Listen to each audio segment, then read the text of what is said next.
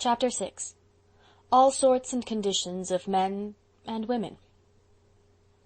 A September day on Prince Edward Island hills. A crisp wind blowing up over the sand dunes from the sea. A long red road winding through fields and woods, now looping itself about a corner of thick-set spruces, now threading a plantation of young maples with great feathery sheets of ferns beneath them, now dipping down into a hollow where a brook flashed out of the woods and into them again, now basking in open sunshine between ribbons of goldenrod and smoke-blue asters. Air athrill with the pipings of myriads of crickets, those glad little pensioners of the summer hills. A plump brown pony ambling along the road, 2 girls behind him, full to the lips with the simple, priceless joy of youth and life. "Oh, this is a day left over from Eden, isn't it, Diana?" And Anne sighed for sheer happiness. "The air has magic in it. Look at the purple in the cup of the harvest valley, Diana. And oh, do smell the dying fir. It's coming up from that little sunny hollow where Mr. Eben Wright has been cutting fence poles. Bliss is it on such a day to be alive, but to smell dying fir is very heaven. That's 2/3 Wordsworth and 1/3 Anne Shirley. It doesn't seem possible that there should be dying fir in heaven, does it? And yet it doesn't seem to me that heaven would be quite perfect if you couldn't get a whiff of dead fir as you went through its woods. Perhaps we'll have the odor there without the death. Yes, I think that will be the way. That delicious aroma must be the souls of the firs. And of course, it will be just souls in heaven." "Trees haven't souls," said practical Diana, "but the smell of dead fir is certainly lovely. I'm going to make a cushion and fill it with fir needles. You'd better make one too, Anne." "I think I shall, and use it for my naps. I'd be certain to dream I was a dryad or a wood nymph then. But just this minute I'm well content to be Anne Shirley, Avonlea schoolma'am, driving over a road like this on such a sweet, friendly day." "It's a lovely day, but we have anything but a lovely task before us," sighed Diana. "Why on earth did you offer to canvass this road, Anne? Almost all the cranks in Avonlea live along it, and will probably be treated as if we were begging for ourselves. It's the very worst road of all." "That is why I chose it. Of course, Gilbert and Fred would have taken this road if we had asked them, but you see, Diana, I feel myself responsible for the AVIS, since I was the first to suggest it, and it seems to me that I ought to do the most disagreeable things. I'm sorry on your account, but you needn't say a word at the cranky places. I'll do all the talking. Mrs. Lynde would say I was well able to. Mrs. Lynde doesn't know whether to approve of our enterprise or not. She inclines to, when she remembers that Mr. and Mrs. Allen are in favor of it, but the fact that village improvement societies first originated in the States is a count against it. So she is halting between 2 opinions, and only success will justify us in Mrs. Lynde's eyes. Priscilla is going to write a paper for our next improvement meeting, and I expect it will be good, for her aunt is such a clever writer, and no doubt it runs in the family. I shall never forget the thrill it gave me when I found out that Mrs. Charlotte E. Morgan was Priscilla's aunt. It seemed so wonderful that I was a friend of the girl whose aunt wrote Edgewood Days and The Rosebud Garden. "Where does Mrs. Morgan live?" "In Toronto. And Priscilla says she is coming to the island for a visit next summer, and if it is possible, Priscilla is going to arrange to have us meet her. That seems almost too good to be true, but it's something pleasant to imagine after you go to bed."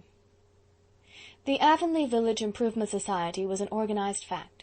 Gilbert Blythe was president, Fred Wright vice-president, Anne Shirley secretary, and Diana Barry treasurer. The improvers, as they were promptly christened, were to meet once a fortnight at the homes of the members. It was admitted that they could not expect to effect many improvements so late in the season, but they meant to plan next summer's campaign, collect and discuss ideas, read and write papers, and, as Anne said, educate the public sentiment generally. There was some disapproval, of course, and, which the improvers felt much more keenly, a good deal of ridicule. Mr. Elisha Wright was reported to have said that a more appropriate name for the organization would be Courting Club. Mrs. Hiram Sloane declared she had heard the improvers meant to plough up all the roadsides and set them out with geraniums. Mr. Levi Bolter warned his neighbors that the improvers would insist that everybody pull down his house and rebuild it after plans approved by the society. Mr. James Spencer sent them word that he wished they would kindly shovel down the church hill. Eben Wright told Anne that he wished the improvers could induce old Josiah Sloane to keep his whiskers trimmed. Mr. Lawrence Bell said he would whitewash his barns, if nothing else would please them, but he would not hang lace curtains in the cow-stable windows. Mr. Major Spencer asked Clifton Sloane, an improver who drove the milk to the Carmody cheese factory, if it was true that everybody would have to have his milk-stand hand-painted next summer and keep an embroidered centerpiece on it. In spite of, or perhaps human nature being what it is because of this, the society went gamely to work at the only improvement they could hope to bring about that fall. At the second meeting, in the Barry parlour, Oliver Sloane moved that they start a subscription to re-shingle and paint the hall. Julia Bell seconded it, with an uneasy feeling that she was doing something not exactly ladylike. Gilbert put the motion, it was carried unanimously, and Anne gravely recorded it in her minutes. The next thing was to appoint a committee, and Gertie Pye, determined not to let Julia Bell carry off all the laurels, boldly moved that Miss Jane Andrews be chairman of said committee. This motion being also duly seconded and carried, Jane returned the compliment by appointing Gertie on the committee, along with Gilbert, Anne, Diana, and Fred Wright. The committee chose their routes in private conclave. Anne and Diana were told off for the Newbridge road, Gilbert and Fred for the White Sands road, and Jane and Gertie for the Carmody road. "Because," explained Gilbert to Anne as they walked home together through the haunted wood, "the Pyes all live along that road, and they won't give a cent unless one of themselves canvasses them." The next Saturday Anne and Diana started out. They drove to the end of the road and canvassed homeward, calling first on the Andrews girls. "If Catherine is alone, we may get something," said Diana, "but if Eliza is there, we won't." Eliza was there, very much so, and looked even grimmer than usual. Miss Eliza was one of those people who give you the impression that life is indeed a vale of tears, and that a smile, never to speak of a laugh, is a waste of nervous energy truly reprehensible. The Andrews girls had been girls for 50-odd years, and seemed likely to remain girls to the end of their earthly pilgrimage. Catherine, it was said, had not entirely given up hope, but Eliza, who was born a pessimist, had never had any. They lived in a little brown house, built in a sunny corner scooped out of Mark Andrews' beech woods. Eliza complained that it was terrible hot in summer, but Catherine was wont to say it was lovely and warm in winter. Eliza was sewing patchwork. Not because it was needed, but simply as a protest against the frivolous lace Catherine was crocheting. Eliza listened with a frown, and Catherine with a smile, as the girls explained their errand. To be sure, whenever Catherine caught Eliza's eye she discarded the smile in guilty confusion, but it crept back the next moment. "If I had money to waste," said Eliza grimly, "I'd burn it up and have the fun of seeing a blaze, maybe. But I wouldn't give it to that hall, not a cent.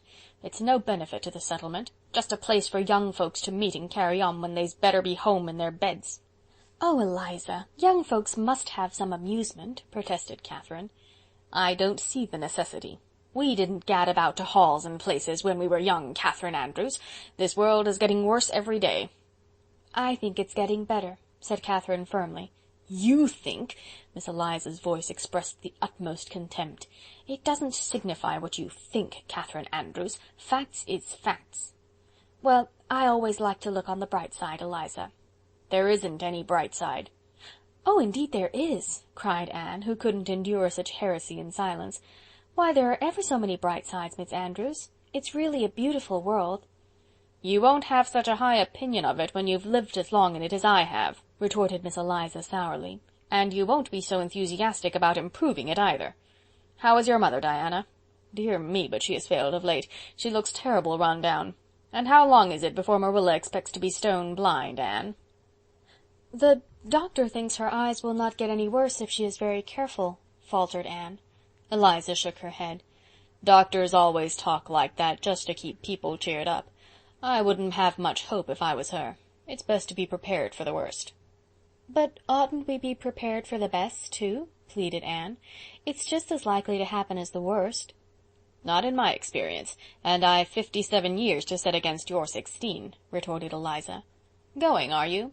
Well, I hope this new society of yours will be able to keep Avonlea from running any further downhill, but I haven't much hope of it."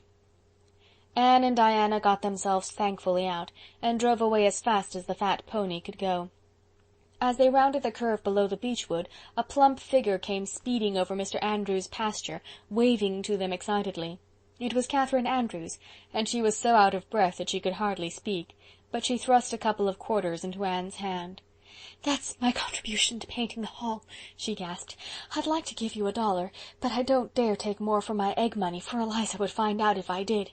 I'm real interested in your society, and I believe you're going to do a lot of good. I'm an optimist. I have to be living with Eliza. I must hurry back before she misses me. She thinks I'm feeding the hens.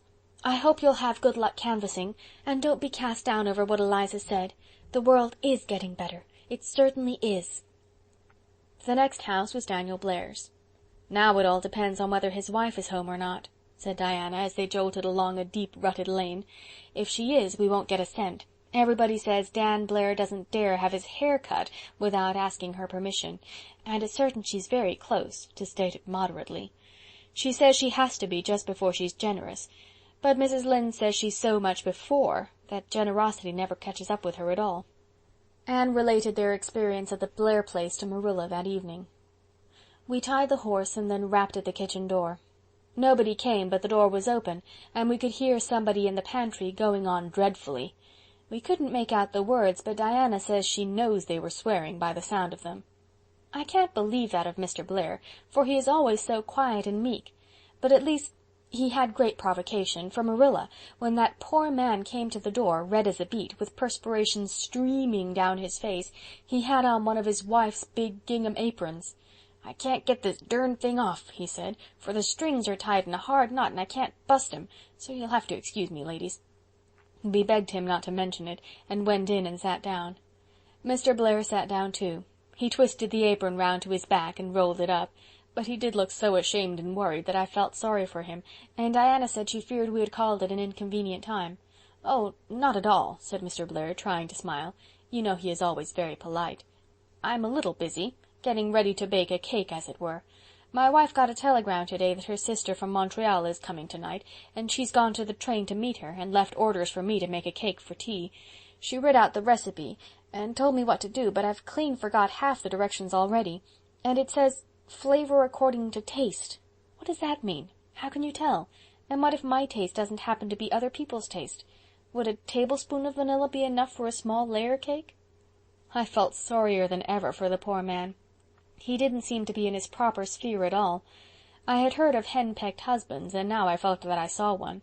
It was on my lips to say, 'Mr. Blair, if you'll give us a subscription for the hall, I'll mix up your cake for you.' But I suddenly thought it wouldn't be neighborly to drive too sharp a bargain with a fellow creature in distress, so I offered to mix the cake for him without any conditions at all. He just jumped at my offer. He said he'd been used to making his own bread before he was married, but he feared cake was beyond him, and yet he hated to disappoint his wife. He got me another apron, and Diana beat the eggs, and I mixed the cake. Mr. Blair ran about and got us the materials. He had forgotten all about his apron, and when he ran it streamed out behind him, and Diana said she thought she would die to see it. He said he could bake the cake all right, he was used to that, and then he asked for our list and he put down $4, so you see we were rewarded. But even if he hadn't given a cent, I'd always feel that we had done a truly Christian act in helping him. Theodore White's was the next stopping place. Neither Anne nor Diana had ever been there before, and they had only a very slight acquaintance with Mrs. Theodore, who was not given to hospitality. Should they go to the back or front door? While they held a whispered consultation, Mrs. Theodore appeared at the front door with an armful of newspapers. Deliberately she laid them down one by one on the porch floor and the porch steps, and then down the path to the very feet of her mystified callers. "Will you please wipe your feet carefully on the grass, and then walk on these papers?" she said anxiously.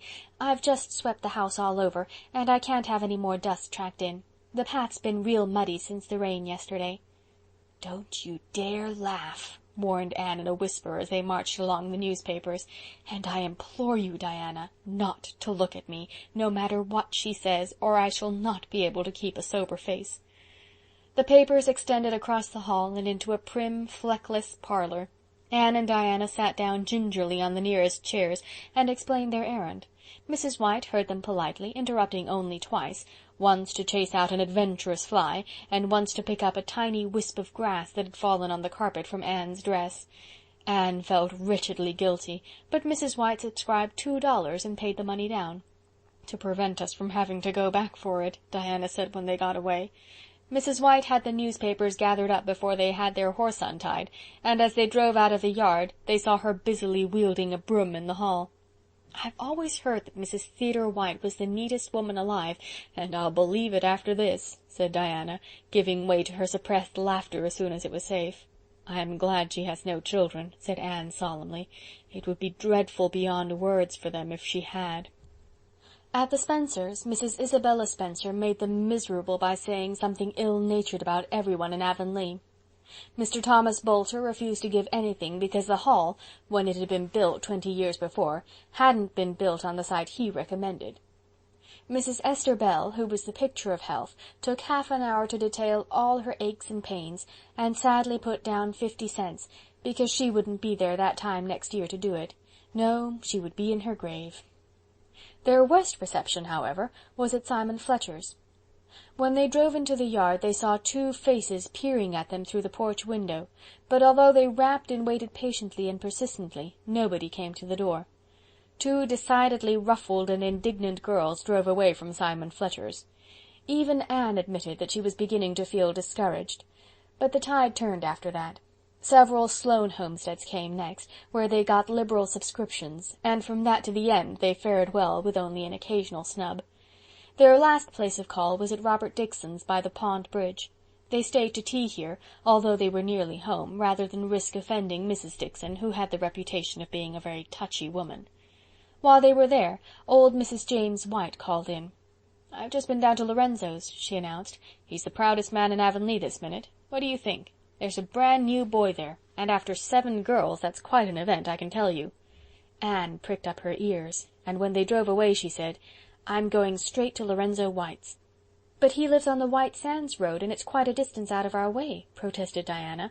"Gilbert and Fred will canvass him."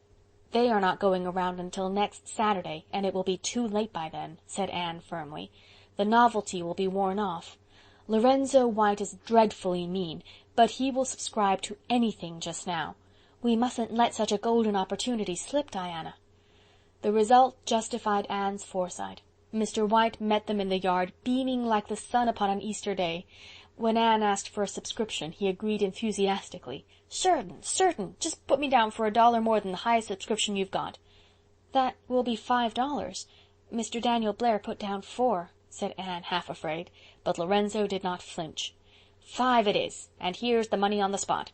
Now I want you to come into the house. There's something in there worth seeing, something very few people have seen as yet. Just come in and pass your opinion." "What will we say if the baby isn't pretty?" whispered Diana in trepidation as they followed the excited Lorenzo into the house. "Oh, there will certainly be something else nice to say about it," said Anne easily. "There always is about a baby." The baby was pretty, however, and Mr. White felt that he got his $5 worth of the girls' honest delight over the plump little newcomer. But that was the first, last, and only time that Lorenzo White ever subscribed to anything. Anne, tired as she was, made one more effort for the public weal that night, slipping over the fields to interview Mr. Harrison, who was as usual smoking his pipe on the veranda with Ginger beside him. Strictly speaking, he was on the Carmody road, but Jane and Gertie, who were not acquainted with him save by doubtful report, had nervously begged Anne to canvass him. Mr. Harrison, however, flatly refused to subscribe a cent, and all Anne's wiles were in vain. "But I thought you approved of our society, Mr. Harrison," she mourned. So I do. But my approval doesn't go as deep as my pocket, Anne." "A few more experiences such as I have had today would make me as much of a pessimist as Miss Eliza Andrews," Anne told her reflection in the east gable mirror at bedtime. End of chapter 6.